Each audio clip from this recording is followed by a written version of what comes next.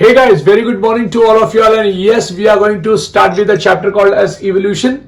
And आज हम लोग देखने वाले हैं a brief account of evolution मेरे बच्चों। आप पेज नंबर 137 से फिर आप 138 पर आएंगे और आप वहां पर एक बहुत अच्छा sketch of the evolution of plant forms through a geological period आप देखेंगे, right? लेकिन उसके पहले मुझे कुछ थोड़ी सी बातें करनी है, फिर I'll jump to that point, okay? सो पहला पॉइंट हमको ये सिखाया जाता है by the help of a book कि the first cellular life form of organism या फिर लाइफ फॉर्म जो सबसे पहला या फिर the first cellular form of life appeared 2000 million year ago, right? So these non cellular aggregates of a giant macromolecule they evolved into a cell with membranous envelope. भाई ये आज तक नहीं पता है कि ये कैसे हुआ है। So it is not known, right?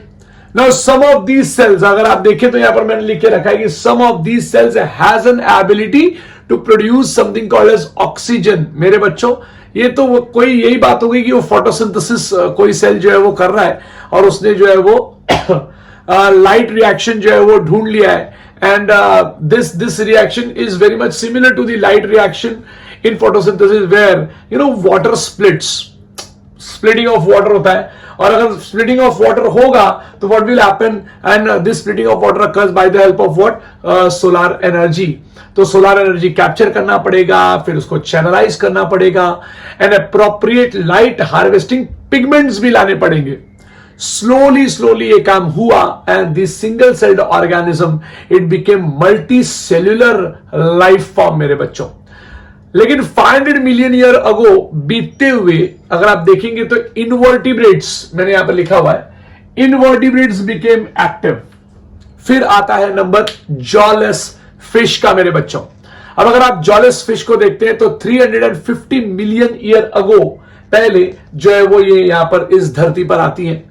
Seaweeds and few plants अगर आप देखें तो they existed probably 320 million year ago. तो ये पॉइंट आप याद रखना। Now we are first organisms invaded land were plants, ऐसा हमको बताया जाता है। We were being told that first organism invaded the land were plants, right? Wide spread on a land मतलब ये बहुत ज्यादा हो चुके थे उस समय तक जब एनिमल लोगों ने यहां पर कदम रखा ना, दे बिकेम टेरेस्ट्रियल, वो आए इस पूरे वर्ल्ड में। तो उस समय तक प्लांट लोगों ने पूरा कब्जा कर लिया था मेरे बच्चों। So that is a very important point मेरे बच्चों। सो जब एनिमल यहां पर पहली बार आना चालू किए उससे पहले plants were there here, okay? So मैं आपको बताऊं फिशेस, एक खास बात मुझे जो है वो देखने के लिए मिला बुक के अंदर कि fishes with stout and strong fins could move on land and go back to water. Imagine कीजिए कि मैं फिश की बात कर रहा हूं। देयर इज अ फिश जो क्या कर सकती है, उसके बाद इतना स्ट्रॉन्ग फिन्स है कि they can swim in water, and not only that they can also move on land. अब ऐसा कुछ चीज अगर आता है तो इट केम 350 मिलियन ईयर अगो, और 19 अब हमने तो ये सोच लिया था कि ऐसी फिश जो है वो एक्सटिंक्ट हो जाती है, राइट? हो गई है, मतलब ऐसा लगा हमको। बट इन 1938 मेरे बच्चों एक फिश मिलता है साउथ अफ्रीका में, उसका नाम है सीलकांथ। ये वर्ड बहुत इंपॉर्टेंट है, सीलकांथ, COELACANTH। तो सीलकांथ मिला मेरे बच्चों, and this was being thought as that it is an extinct animal मेरे बच्चों। अब सीलकांथ का मतलब क्या होता है? It is a lobe fin my dear. अब ये लोब फिन जो है वो फ्यूचर में जाके इवॉल्व हो गई in the form of amphibians. अब ये लोब फिन्स जो है वो एक कनेक्टिंग लिंक बन गया मेरे बच्चों। मैं आपको दिखाना चाहता हूं, जरा मुझे आईपैड देना तो।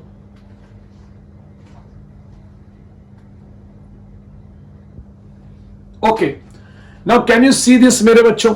आप देख सकते हैं यहां पर ये चीज, आपको मैं दिखाता हूं। ये देखिए, ये है वो लॉब्ड फिन्स, आप देख सकते हैं। सी, कैन यू सी दिस? ये देखिए यहां पर मेरे बच्चों, दिख रहा है आपको मेरे बच्चों? सो आप यहां पर क्या देख रहे हैं माय डियर? ये आप पूरा एक सीलकांथ देख रहे हैं यहां पे। ये इतना बड़ा सीलकांथ आपके सामने है my dear. Just try to understand. देखो यहां पे इतना बड़ा सीलकांत, and it was having an ability, ये अभी भी मिलता है मेरे बच्चों, it was having an ability to move, I mean to swim in a water, and not only that it was having an ability to walk, I mean move on land also मेरे बच्चों। तो ये बहुत important point है। ये देखो ये सीलकांत पकड़ा है इसने, see can you see the fin here my dear, आप इसका फिन देख सकते हैं, ये देखिए ये लिम्ब है मोटा सा, strong stout limb, and you can also see something called as fin. ये दिखने में कुछ इस तरीके से, देखो ये सीलकांत, ये देखो यहाँ पे, can you see this is the structure जो मुझे आपको दिखाना है, right my dear, clear. So this is something called as what, coelacanth में जिसके बारे में आपसे बात कर रहा था my dear. Okay, so coelacanth जो है वो यू नो इन फ्यूचर ऐसा लगा, आई मीन लोगों को लगता है, इन फ्यूचर नहीं मतलब ये जो हो चुका है, they would have you know got converted into amphibians, मतलब इन्हीं यही जो ancestors जो है वो। लेकिन मैं आपको बता दूं amphibians पे आने के, सीलकांत इज अ फिश, मैं आपको अभी बता रहा हूं, एंड इसी के थ्रू जो है वो एक एंसेस्टर तैयार हुआ रहेगा, और उसके बाद जो would have got converted into an amphibian, that is something called a land which would have moved in land as well as water। मेरे बच्चों में आपको बता दूं there is no specimen left about that ancestor में जिसकी बात कर रहा हूं। So these were the ancestors of modern day frogs and salamander। मैं आपको बताऊं frog and salamander are the type of organism which are amphibian in nature। So amphibian evolved into reptiles, ये भी बहुत इंपॉर्टेंट पॉइंट है। You know reptiles को अगर आप देखो तो they lay shelled eggs which do not dry up in a sun unlike those of amphibians। क्योंकि अगर आप amphibians के eggs को देखो तो they are jelly like मेरे बच्चों, they are jelly like and you know they are not shelled मेरे बच्चों, ठीक है ना। so अगर आप देखें अपने modern day descendants को तो the turtle, the tortoise and the crocodiles मेरे बच्चों। so next 200 million year और so में reptile का जो है वो different form आने लग गया। लेकिन उससे पहले मैं थोड़ा सा आपको पेज नंबर 138 पर लेके जाना चाहूंगा, और मैं आपको दिखाना चाहूंगा वो सारे प्लांट्स के बारे में जो मुझे बताना है। जरा वो बुक देना तो। ओके, तो आप यहां पर क्या देख रहे हैं मेरे बच्चों, जरा प्लीज देखिए। Now this is what I want to show you. ये देखिए आप यहां पर देख सकते हैं, ये पूरा पीरियड, टाइम पीरियड है मेरे बच्चों। सबसे पहले आप देख सकते हैं this is a chlorophyte ancestor my dear. अब आप अगर क्लोरोफाइट एंसेस्टर को देखें तो यहीं से निकल रहा है एक पतला सा लाइन, और कार्बोनिफेरस एरिया में, ये देखो यहाँ पे कार्बोनिफेरस के ये पीरियड में आपको देखो ये ब्रायोफाइट दिखता हुआ रहेगा। सो आपको बोलना है कि chlorophyte ancestor gave rise to what, gave rise to bryophyte which were in large number at the time of Cenozoic era and tertiary period। तो ये पॉइंट याद रखना, Cenozoic era में, tertiary period में bryophytes were in large number। अगर आप दूसरा देखते हैं तो yes the chlorophyte further gave rise to bryophyte, और उसके यहां से निकला ट्रैकियोफाइट्स। अब ट्रैकियोफाइट्स में आपको मिलेगा zosterophyllum my dear, and zosterophyllum जो है वो आप देखोगे तो आपको पता चलेगा it give rise to arborescents lycopods my dear. अब lycopods are what, they are the type of pteridophytes my dear. So lycopods and arborescents lycopods give rise to herbaceous lycopods. ये जमीन पर उग रहा है, ये एर्बोरोसेंट जो ट्री पे उग रहा है मेरे बच्चों, याद रखना। थोड़ा आप और आगे जाएंगे तो tracheophyte further give rise to rhynia type plants. Please याद रखना, rhynia is extinct plant which is not there right now। Rhynia type plant gave rise to, and in Silurian period, मेरे बच्चों ये Silurian period की बात है। Rhynia type plant further gave rise to Xylophyton in Silurian period only। देखो ध्यान दो, ट्रैकियोफाइट से ज़ोस्टेरोफाइलम भी Silurian period में ही आया है, और पर्मियन पीरियड में एर्बोरोसेंट लाइकोपॉड जो है वो वापस डिफरेंशिएट हो रहे हैं। ओके, अब राइनिया टाइप प्लांट्स को अगर आप देखो यहाँ पे तो it is giving rise to psilophyton. Come on, psilophyton is giving rise to what, the sphenopsids, मतलब इसको हम लोग कहते हैं इक्विसेटम मेरे बच्चों, हॉर्सटेल। तो साइलोफाइटोन से हॉर्सटेल आया, साइलोफाइटोन से फर्न आया जो जुरासिक पार्क में हमको बहुत ज्यादा देखने के लिए मिला था। साइलोफाइटोन, जिंगो, अब मैं आपको बता दूं ginkgo biloba is again it's a living fossil my dear, ठीक है। Psilophyton further give rise to conifers which were in large number at the time of Jurassic period. Psilophyton again give rise to gnetales, जिसको हम नीटम कहते हैं, नीटम उला। मेरे बच्चों में आपको बता दूं नीटम उला is the type of a gymnosperm which shows a presence of a vessel in it मेरे बच्चों। Basically gymnosperm do not show a vessel, ठीक है। सो अब साइलोफाइटोन ने आपने देखा है यहाँ पे डिटेल्स दे रहा है, आप साइलोफाइटोन देखो यहाँ पे प्रोजिम्नोस्पर्म भी दे रहा है। Now progymnosperm are the one which produces, you know, these are the one which give rise to seed ferns basically, and seed ferns में नाम पहला आता है साइकैड। साइकैड मतलब साइकस को लेके नाम आता है। Seed ferns further give rise to dicotyledons and dicotyledon give rise to something called as angiosperms, flowering plant और मोनोकोटिलिडॉन। मेरे बच्चों आपको मैं बता दूं, इसी तरीके से जो मैंने अभी आपको दिया है यहां पे, ये प्लीज आप याद रखना, इसी तरीके से आपको फिगर नंबर 7.1 भी मेरे बच्चों अगर आप देखें तो कार्बोनिफेरस पीरियड में, जरा मुझे प्लीज बुक देना तो आप देख सकते हैं मेरे बच्चों वापस यहां पर कि कार्बोनिफेरस पीरियड आता है यहां पे 350 ये जो मिलियन ईयर अगो की बात कर रहे हैं, it's early reptile which got extinct. मेरे बच्चों तो मैं आपको बता दूं यहां पे कि now it's a Carboniferous period here, and here there is something called as reptile का दिखाया जा रहा है आपको, and these reptiles are what, these reptiles are extinct now, but this reptile which was 350 million year ago पहले, it gave rise to sauropsids and synapsids। तो sauropsids straight line में देखेंगे तो lizard देता है इन फ्यूचर, मतलब आज के टाइम पे, and sauropsid also gave rise to turtles। Okay अब यहां से जो है वो 3 ब्रांचिंग पैटर्न निकलती है। The most advanced is the snake, उसके थोड़ा पीछे जाओगे तो टाउटारस मिलेगा आपको मेरे बच्चे, और उसके नीचे आओगे तो यहां पे आपको मिलेगा थेकोडॉन्ट्स। मेरे बच्चों thecodonts are the type of dinosaurs which basically are extinct, and thecodonts further give rise to crocodile. My dear, thecodon से एक ब्रांच निकलता है which give rise to dinosaur which is extinct, and thecodont again give rise to a very important typical point called as what, birds. Okay थोड़ा सा आप साइनैप्सिड्स की तरफ जाएंगे तो साइनैप्सिड्स याद रहे, साइनैप्सिड्स के लिए आपको याद रखना होगा पेलिकोसॉर्स व्हिच इज एक्सटिंक्ट। तो अगर नीट के एग्जाम में पूछा जाएगा साइनैप्सिड तो बोलना पेलिकोसॉर्स, साउरोप्सिड बोलेंगे तो ये पूरा ब्रांच आएगा पैटर्न यहां पे, याद रहे पेलिकोसॉर्स जो है साइनैप्सिड से आएगा, और थेराप्सिड्स जो आप देख रहे हैं मेरे बच्चों ये भी आपको जो है किससे मिलेगा, साइनैप्सिड्स और पेलिकोसॉर्स से। और एक बात, मैमल भी आपको साइनैप्सिड से ही मिलेगा। So it's very important my dear, आप इस बात को समझने की कोशिश कीजिए। ओके सो ये जो छोटी छोटी बातें मैंने अभी आपको बताई हैं, it is very much important. Okay and then you have to jump to page number 140 मेरे बच्चों। तो जब आप 140 पेज नंबर पे जाओगे तो आपको पता चलेगा कि this reptilian further they got, they change their shape, size, structure and they dominated the earth, and then came, मैं आपको बता दूं साथ साथ में अपने को प्लांट्स के बारे में भी बोलना है। So giant ferns that is pteridophytes, they were present and they got converted into a coal deposit slowly।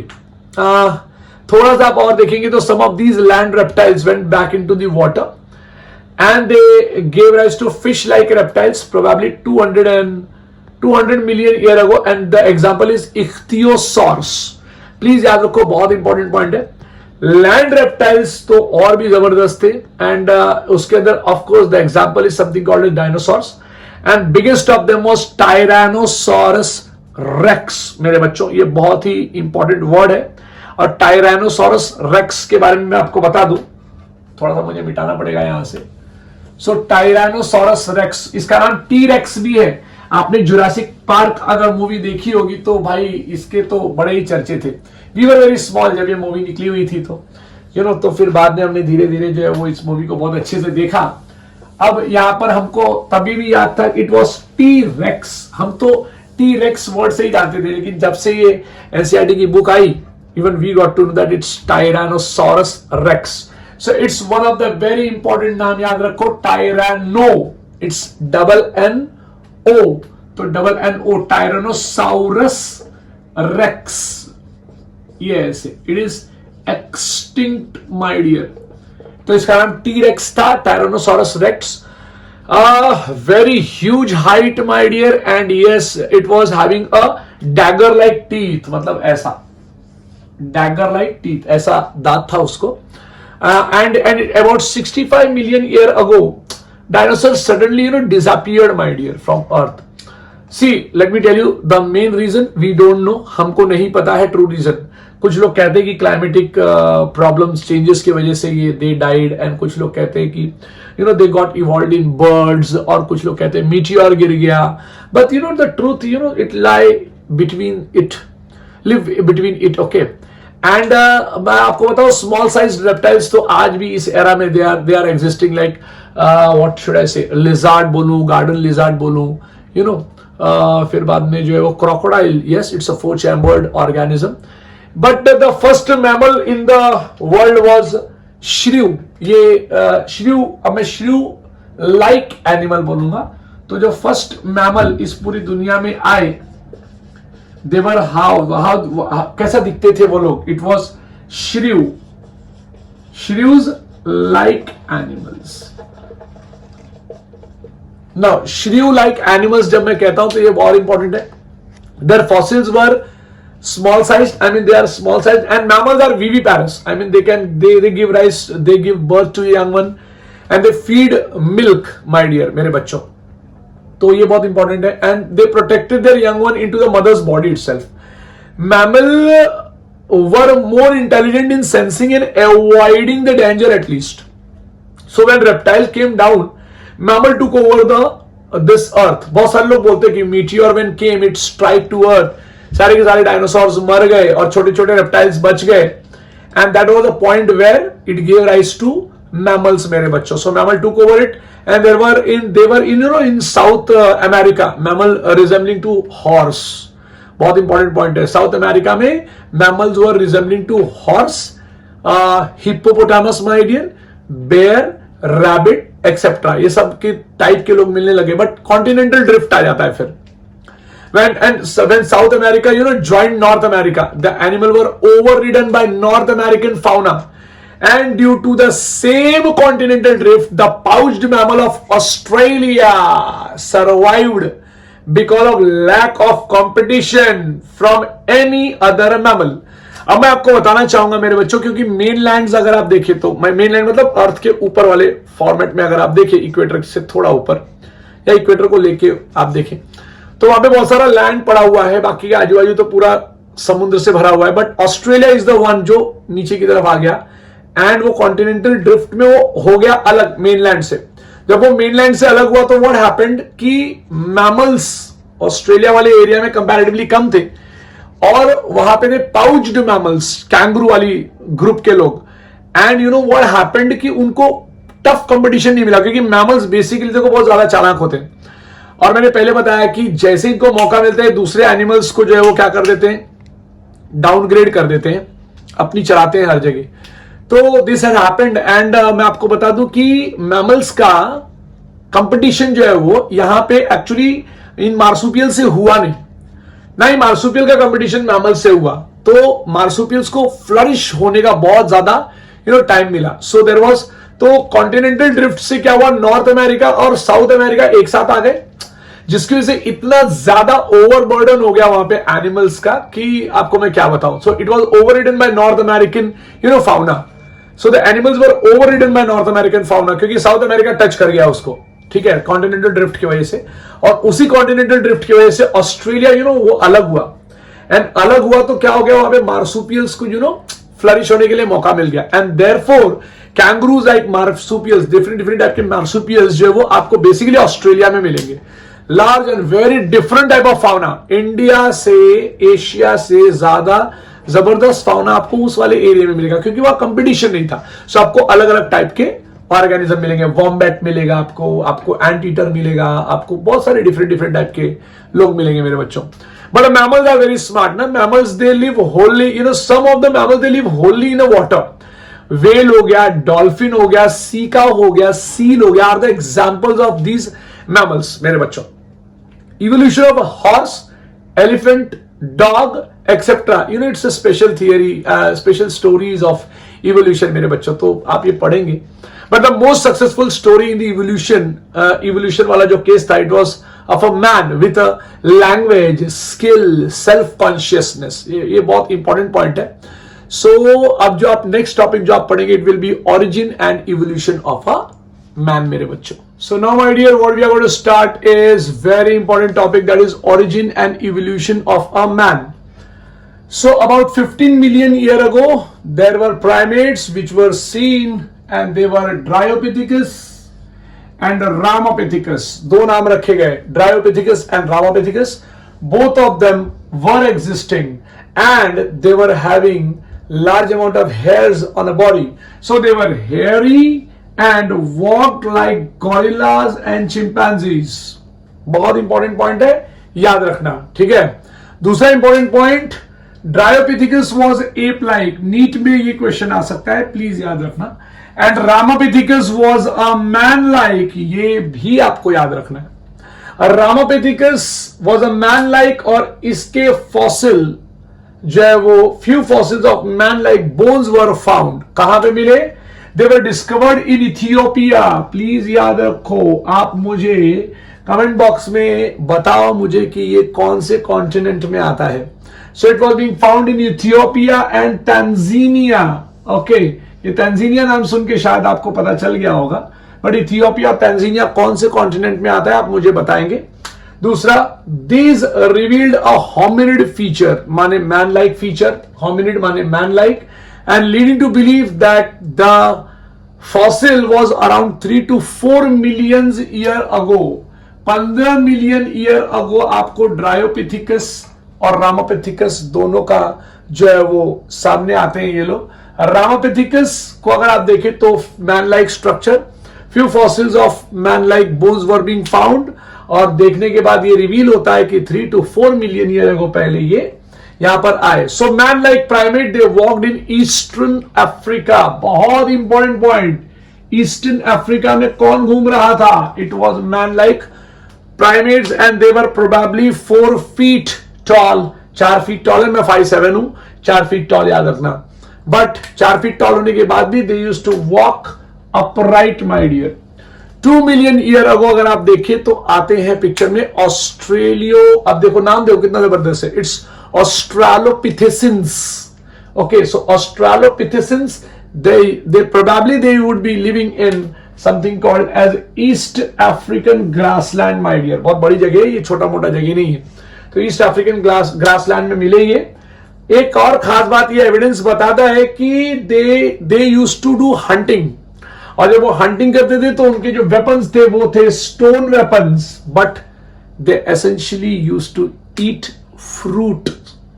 बहुत गजब का बात है, एक तो स्टोन से हंटिंग करते हो और फिर बाद में खाली फ्रूट्स खाते हो, कमाल है। बट ये हमको मिला था। So some of the bones among the bones, जब ये बोन्स मिल रहे थे तो कुछ बोन्स और भी मिले थे। So some of the bones among the bones were different my dear, ये बहुत इंपॉर्टेंट पॉइंट है। और पहली बार ह्यूमन लाइक होमिनिड के बोन्स मिले और जिसका नाम रखा गया होमो हबिलिस मेरे बच्चों। Brain capacity was around 650 to 800 cc मेरे बच्चों। They probably did not eat meat. मैं किसकी बात कर रहा हूं? मैं होमो हबिलिस की बात कर रहा हूं। They probably did not eat meat मेरे बच्चों। फिर कुछ फॉसिल जो है वो जावा में डिस्कवर होता है 1891 में, and reveal the next stage मेरे बच्चों। एक नया स्टेज सामने आता है, और मैंने उस स्टेज का जो उस स्टेज में जो जिसका नाम बताने की मैं कोशिश करूंगा मेरे बच्चों, वो नाम है something called as Homo erectus my dear. So Homo erectus कब मिला, ये भी सवाल उठता है, जरा मैं यहां पे मिटाना चाहूंगा। मैं हटता हूं 1 मिनट के लिए, फिर आप देख लीजिए। ओके, सो होमो इरेक्टस कब मिला, हम लोग जरा इसका भी आंसर का पता लगाएंगे। ओके, सो जरा मुझे लिखना होगा थोड़ा सा छोटा मोटा पॉइंट, ठीक है। सो इट इज जरा बात कर लेते हैं होमो इरेक्टस को लेके, ठीक है। ओके, सो होमो इरेक्टस कब मिला मेरे बच्चों, तो मेरे को पता चलेगा होमो इरेक्टस के लिए जो इन्होंने टाइमलाइन दिया हुआ है, the timeline is 1.5 million year ago. Very important fact my dear, 1.5 million year ago Homo erectus has a large brain. बाबा चलो इनका ब्रेन देख लेते हैं। So the brain was around 900 cc, cranial capacity 900 cc। Homo erectus probably 8 meat. भाई चलो लिख दो, प्रोबेबली 8 क्या भाई, probably 8 meat my dear, that's very important. फिर आते हैं नियांडरथल मैन, इनका भी नाम लिखना पड़ेगा।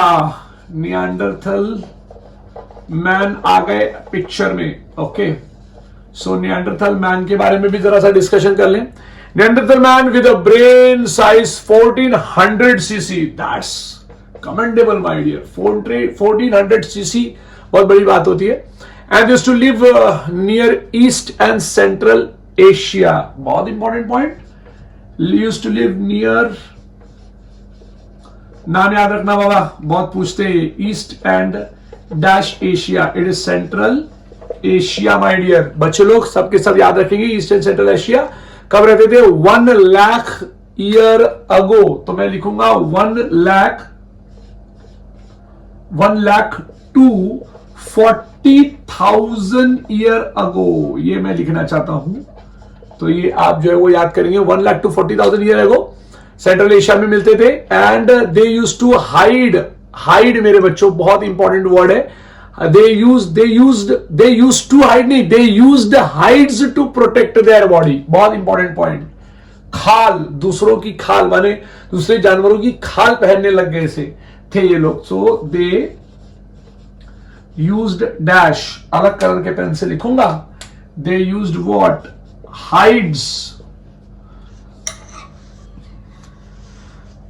ये आप ऐसे भी लिख सकते हैं. They used hides. Why did they used hides my dear? To protect the body. चलो ये भी पॉइंट लिख देता हूं. They used hide to dash the body. Protect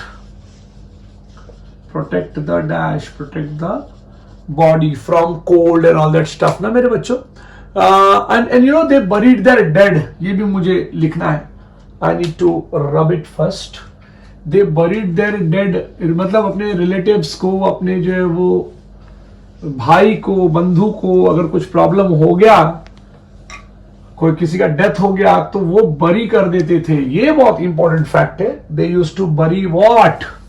एक मिनट जरा. Okay, so they used to bury what? They used to bury dead. तो ये भी जरा पॉइंट डाल दूं मैं. दे used to bury the dash dead. Okay, so they used to bury dead मेरे बच्चों. बहुत इंपॉर्टेंट पॉइंट है हाइड्स यूज करना. अच्छा, इसके बाद आ गए कौन मालूम में? होमोसेपियंस. ये मैंने जो आपको बताया निएंडरथल मैन के बारे में बताया. होमो निएंडरथालिस कहते हैं हम इनको. अब हमारे जो पास के जो लोग हैं होमोसेपियंस, ठीक है. सो होमोसेपियंस आ गए and Homo sapiens arose in where? In Africa. So हम लोग कहां से आ गए? आप लोग को याद होना चाहिए, Africa. And they moved across the continent. तो ये भी लिखना बहुत जरूरी है. Moved across the continent. ये हर जगह पहुंच गए. हाँ, so they moved across the continent and developed into distinct races. ये बहुत इंपॉर्टेंट पॉइंट है. Developed into dash. So developed into distinct, बहुत important, distinct races में they developed. Okay, so they developed into distinct races.